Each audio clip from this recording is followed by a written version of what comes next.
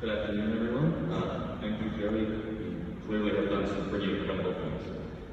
I'd like to start with a quote from author David Foster Wallace. In his 2005 commencement speech at his alma mater, Penn College, he said, "If you learn how to think, how to pay attention, then you will know there are other options." Now, many of you, knowing me, probably heard that as an endorsement of some radical worldview, promoting change for change's sake. You may have heard it as a rebuke of our current systems, and therefore an attack on your worldview. To you, I simply say this: learning how to think, how to pay attention, is learning how to put your beliefs into perspective, no matter what they are. Obviously, you'll never truly be able to understand the beliefs of others, but your awareness of that truth must guide your attempts to do so. David Foster Wallace was the author of a book titled Infinite Jest. It's over 1,000 pages long. It includes topics like mental health, suicide, media theory, nationalism, and many, many more. It's often considered one of the most complete works of literature for its encyclopedic presentation of Foster Wallace's knowledge of the world and its complexities.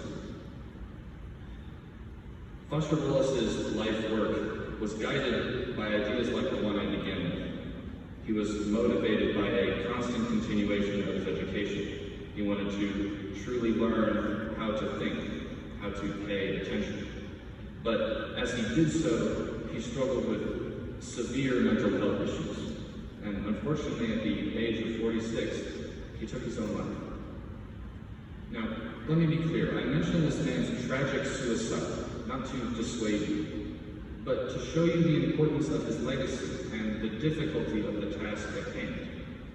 Because learning how to think, how to pay attention, is hard. It's painful. You will make mistakes, and you will need to learn from them. You will be wrong, and you will need to admit it. For the last 18 years, you've been observing the world around you, absorbing things presented to you like a sponge. So now, as you enter a stage of your life marked by newfound independence, I urge you to begin reflecting on those observations. And beyond that, seek out new experiences and new ideas. Interact with different individuals and different groups, because the new and the different are how we learn.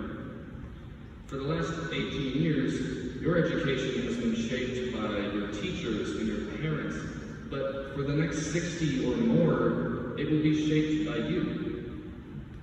Right now, you have an opportunity to seek those new and different experiences. Times are changing, and our world is becoming more dangerous with every passing day. As income, healthcare, and racial inequality lay bare the values of the American people, you must seek to understand why. Why are people upset? Or why aren't they? Why should you be upset? Or why should you? A pandemic is ravaging our country. The depression is looming, racial inequality is boiling over, and as we all know, our world is literally burning.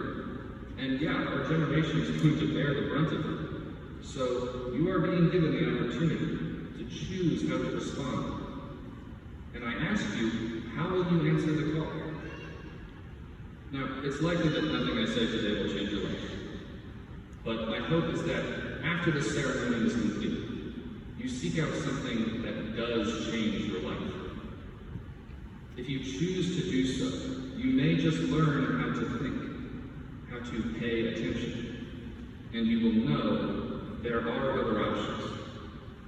Thank you for allowing me some time to speak. To my fellow members of the class of 2020, congratulations. We're so proud of all we've done. And in the immortal words of David Foster Wallace, I wish you way more than luck.